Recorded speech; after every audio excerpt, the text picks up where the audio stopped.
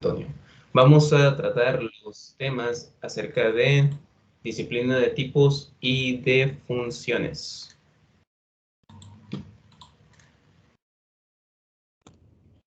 Bueno, para comenzar debemos tener en cuenta que la programación lógica y funcional es una asignatura que requiere tener conocimientos esenciales acerca de los lenguajes lógicos y funcionales. Incluyendo en estos conocimientos está la metodología y los aspectos relativos a la codificación. Todo esto con el fin de ampliar el conocimiento de tecnologías alternativas para el desarrollo de sistemas automatizados y, bueno, la implementación de la inteligencia artificial. Entonces, la programación lógica consiste en la aplicación del conjunto de conocimiento sobre lógica para el diseño de lenguajes de programación. La disciplina de tipos, aquí dice que los tipos se infieren, es decir, se comprueban de forma estática en tiempo de compilación. En los lenguajes de programación con disciplina de tipos, cada tipo representa una colección de valores o datos similares. Tenemos ahí unos cuantos ejemplos de lo que son los tipos de datos, int, char, double, void. Bueno, cada lenguaje de programación cuenta con sus tipos. Es necesario determinar los tipos de todos los operandos, ya sea en el tiempo de compilación o de ejecución, ya que al conocer los tipos de las funciones ayudan a documentar los programas y a evitar errores en el tiempo de ejecución. Se dice que un lenguaje entonces tiene disciplina de tipos si los errores de tipos se detectan siempre. Estos son conceptos que tenemos un poco ya conocidos, puesto que los vimos en, bueno, que yo los recuerde más reciente en lenguajes autómatas 1 y 2, cuando estuvimos haciendo nuestros proyectos, hablando del analizador semántico. Vimos estos conceptos, que tuviera el analizador de tipos, que detectara los errores y que en caso de haber uno, bueno, pues no leyera el código. ¿Sí, profe? Sí, desde C++, bueno, no sé, pero resulta que el CIN, no sé si manejaron el CIN o el scanf para C++. Sí. Bueno, esas funciones, porque al final de cuentas son funciones, lo que hacen es generar errores cuando no se, perdón, cuando no es el tipo de dato adecuado, ¿no? ¿Se acuerdan que declaraban el char, el entero, el float? En el CEIN también se genera ese tipo de error. Y lo que yo utilizo o les recomiendo es que ese error lo tomaran para no permitir, por ejemplo, a favor de ingresar dos números o el primer número a sumar, ¿no?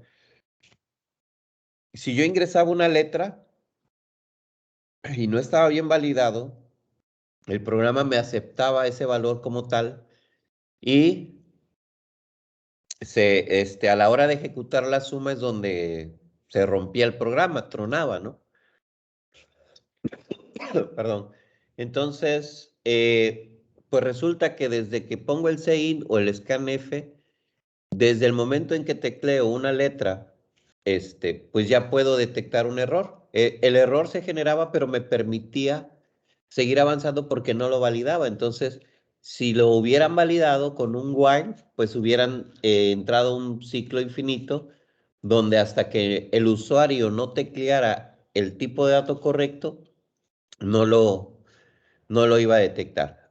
Bueno, resulta que en Prolog y en Haskell, que son los que vamos a ver, esto está totalmente inherente. Les va a generar un error y hay que aprovechar ese error para, pues no para que el software salga, sino para que forzar al usuario a que escriba el tipo de dato correcto. Gracias.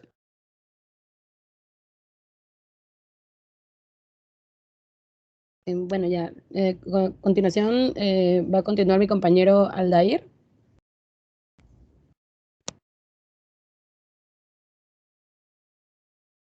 Bueno, a continuación vamos a poner unos ejemplos de programación de disciplina de tipos. El primero es Pascal, es un lenguaje de programación creado por el profesor Nicholas Ware entre los años 1968 y 1969 y publicado en 1970. Su objetivo era crear un lenguaje que facilitara el aprendizaje de programación a sus alumnos utilizando programación estructurada y estructuración de datos. Obviamente todos sabemos usar lo que es programación estructurada y el ejemplo más claro es C, o también puede ser C++. Y entre muchos otros, su modo de programación es un poco distinta a tantos otros lenguajes de programación que también se va a mostrar en esta diapositiva, en esta presentación. Y pues básicamente se caracteriza por un lenguaje fuertemente tipado, hablando en el aspecto de tipos de datos y hablando también en el aspecto de verificar si el tipo de dato que ingresó es correcto o de plano incorrecto. Y esto daba un error en el cual si tú dabas, por ejemplo, un tipo entero y resulta que le das un float, eh, en otros programas, en otros lenguajes de programación, te lo daba como con un warning, digamos que está mal, pero te lo pueden aceptar porque pues trabajan con números, por ejemplo, en el sentido de entero y float. Aquí en este caso, Pascal, si le ponías un tipo de dato entero y le dabas un float, por ejemplo, en decimal, te lo daba como un error. Tenía que ser a fuerza tipo entero. Por eso es fuertemente tipado. Y sí, en este lenguaje, este estilo de Pascal de programación, estaba dividido fácilmente en funciones o procedimientos, como se ve en la imagen. También facilita la utilización de programación estructurada en oposición al antiguo estilo de programación monolítica. Siguiente. Tenemos aquí un ejemplo de otro lenguaje de programación que es Ada y Pascal.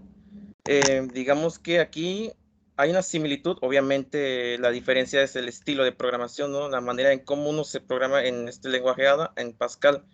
Como vemos al principio, el inicio del programa en Pascal se pone program, acá en Ada es procedure. Y cuando tú dabas, por ejemplo, iniciabas una variable en C, si ponías int a, aquí en este caso era const, y el nombre de la variable y el dato. Aquí vemos la diferencia también, que se ponía como el nombre de la variable, luego seguido del tipo de dato y el valor. Vemos que es diferente, pero en sí lo que es el programación estructural sigue siendo la misma. Siguiente. En C, como lo comentó el profesor, también hay funciones como algunos lenguajes de programación. Como verán, la mayoría usamos C en lo que es el primer semestre, Fundamentos de Programación. El estilo de programación es muy diferente a lo que usaban Pascal. Esto también va de la mano si usamos PCIN, no sé si también usaron PCIN, que era pseudocódigo y estaba muy fuertemente basado en lenguaje casi de humano, porque usábamos escribir o leer como si fuesen funciones. Escribir, pues tal, y salía la impresión de pantalla, y leer, pues el tipo de dato. Aquí usando printf para que imprimiera en pantalla pues los caracteres o el mensaje al que el programador deseara, o también ¿cómo decirlo? Un problema, pues el printf era para, si no, pues dame un número y scanf le tenías que dar el dato correcto. Obviamente generaba un error si el dato era distinto al que inició la variable. Si es int, tienes que dar un entero. Si es float, tienes que dar con decimal. Si es char, un carácter. Si es string, pues la cadena de datos.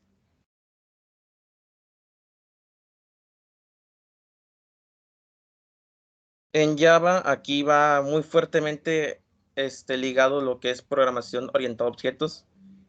Sí, los que hayan usado Java sabrán que en programación orientada a objetos usábamos muchos objetos, llamando instancias o cosas así. Java es un lenguaje de programación, una plataforma informática que fue por primera vez lanzada en 1995.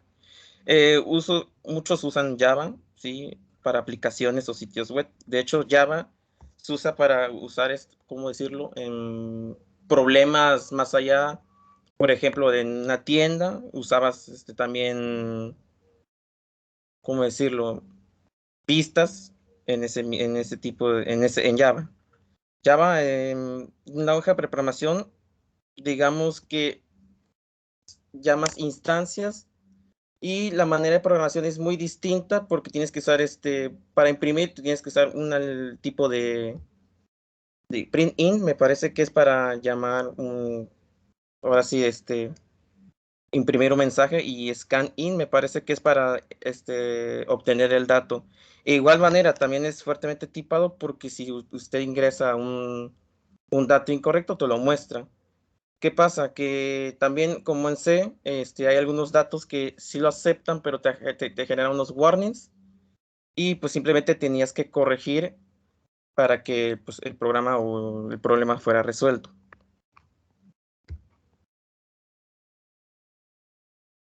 Y por último, Haskell. Los tipos de parámetros de las funciones se conocen en tiempo de compilación. Esto genera, digamos, funciones que va más allá de de crear funciones. Si una función, o digamos, hablando semánticamente, una parte está mal o está incorrecto, te lo detecta y no puedes seguir ejecutando el programa, por lo que tienes que reestructurar o ver en dónde está el error. Sí, es muy, muy fuerte, ya que si algo está mal, no sigue el programa, por lo que tienes que ver dónde está el error, si ya sea tipo de dato, ya sea semántico, que esté mal estructurado. Esto no sigue el programa, sino que tienes que reestructurarlo, ver qué error tiene y ya si no hay error, pues el tiempo de ejecución se da, así como también el resultado. Si el resultado, ya sea pones los datos correctos, el resultado te lo genera al mismo tiempo.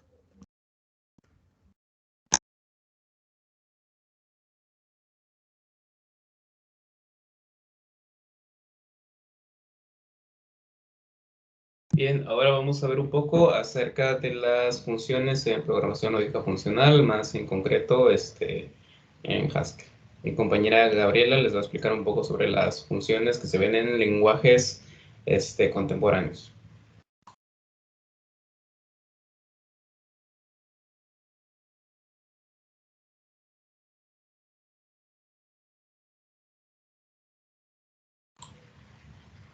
Un segundo, parece que tenemos un problema.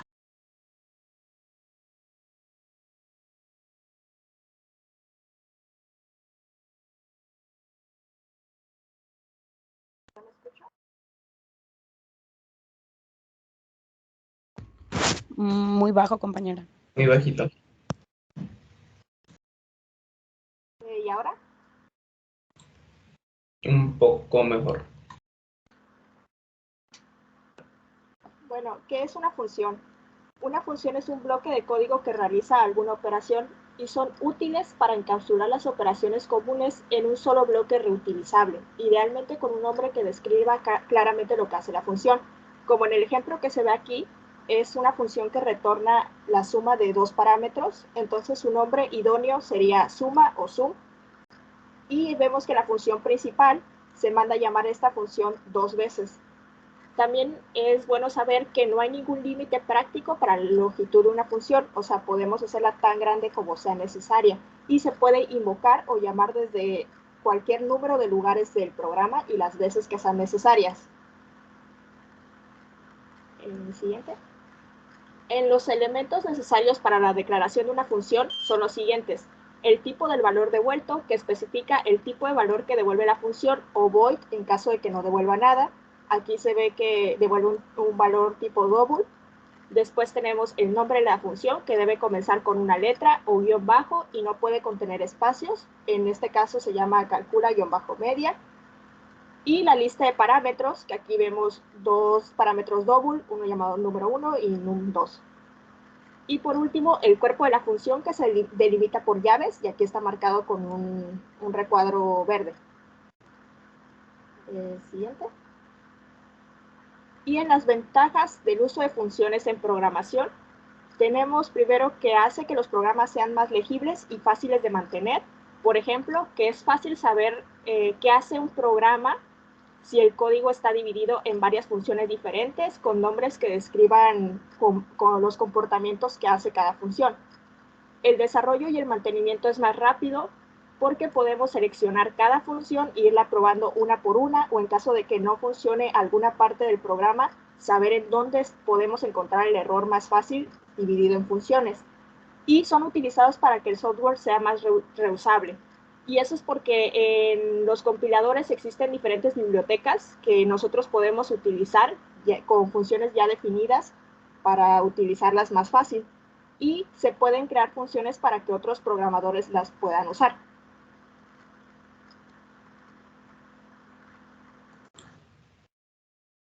Bueno, a continuación vamos a ver cómo son las funciones en programación funcional. En programación funcional, las funciones son similares a las funciones matemáticas, es decir, estos reciben parámetros y devuelven siempre un único resultado de operar con esos parámetros. Esto es más o menos a las funciones que utilizamos, como por ejemplo las funciones trigonométricas, que tenemos coseno, tangente, seno, las cuales, como aquí lo dice en su definición, reciben un parámetro y pues devuelven un resultado. Por ejemplo, en las funciones que utilizamos en cálculo, como un f de x, g de x, es muy similar a esta forma. Por ejemplo, podemos definir una función que calcule el cuadrado de dos números, el cual, pues, ¿cómo se llama? Recibirá un número, la cual va a operar multiplicándolo por sí mismo y lo va a devolver, como el cuadrado del mismo. La estructura más o menos en lenguaje Haskell es parecida a lo que vemos aquí. Tenemos el nombre de la función y después de él tenemos el nombre del parámetro que vamos a recibir. Una característica que se puede notar mucho en lenguaje Haskell es que no necesita de paréntesis y de comas para utilizar las funciones. Simplemente ponemos el nombre de la función y le proceden los parámetros que tendrá. Después viene el símbolo de igual y a la derecha de vamos a poner las operaciones que vamos a realizar.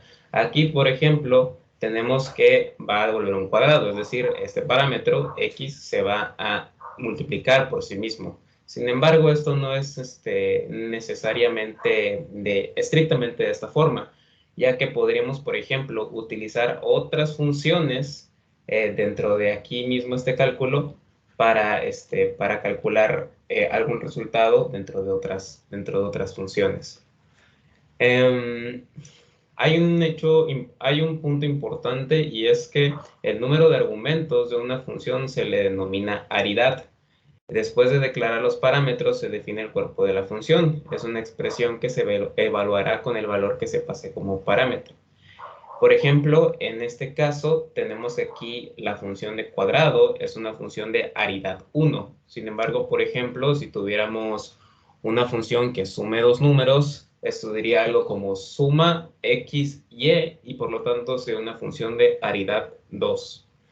Hay que hacer notar que en Haskell no existe la palabra clave return, sino que las funciones siempre se definen como una única expresión cuya evaluación es el resultado que se devuelve.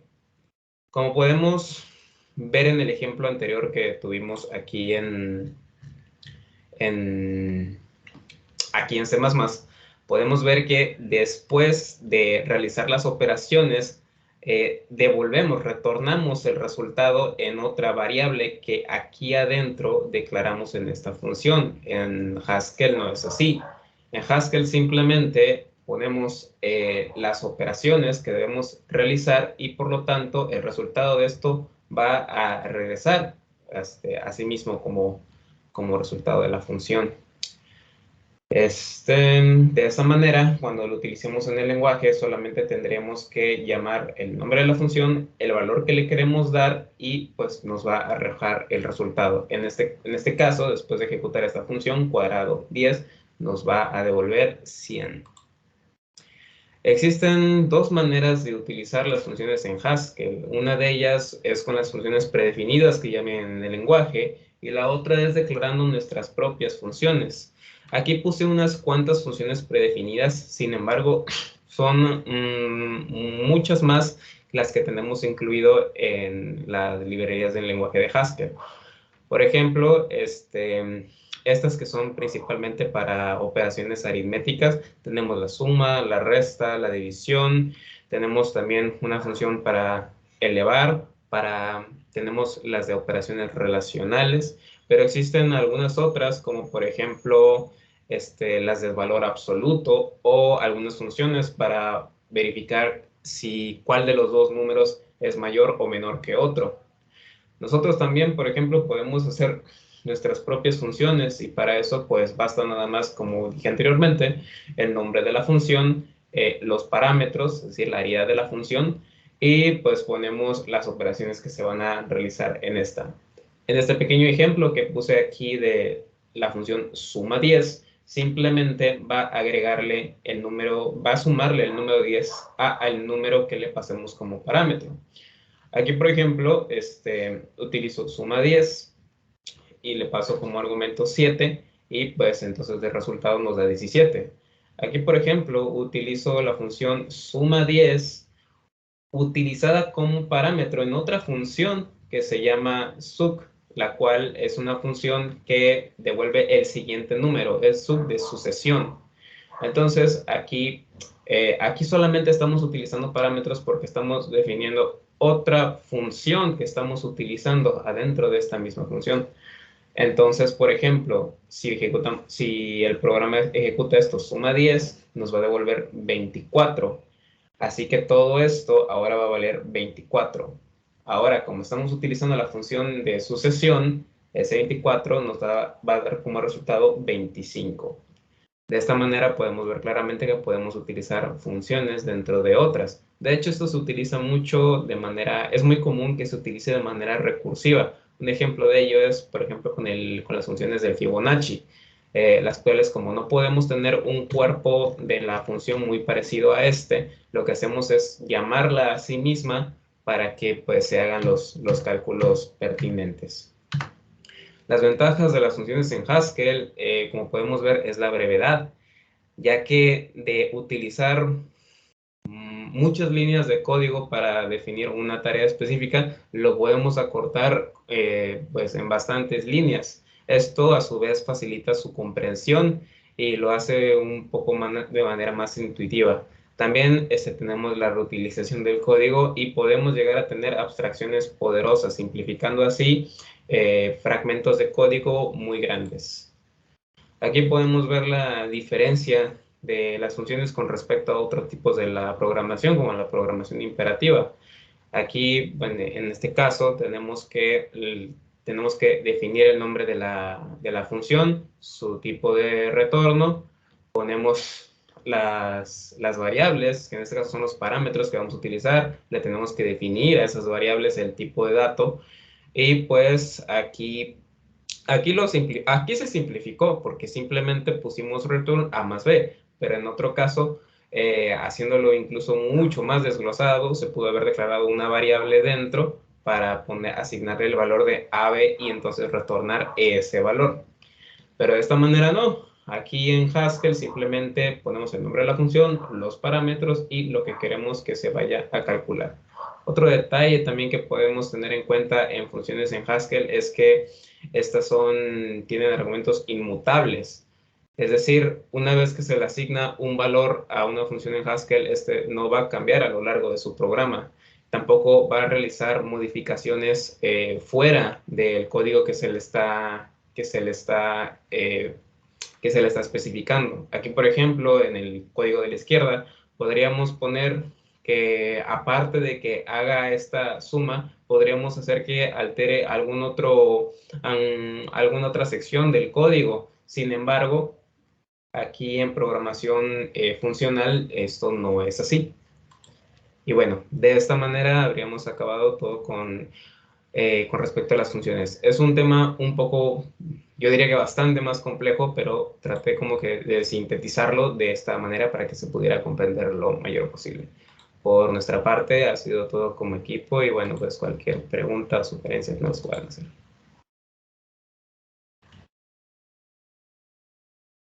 ¿Alguien que tenga alguna pregunta? No, profe. ¿No? Lo explicaron Eh, bien los compañeros.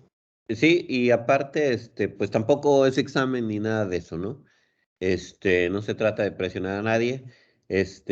Cuando ya empecemos a hacer las prácticas, vamos a ir viendo este tipo de detalles. Por eso sí es bueno que vayan tomando nota y pues está la grabación, entonces en cualquier momento dado regresamos a la grabación para corroborar y entender mejor la teoría que estamos viendo ahorita.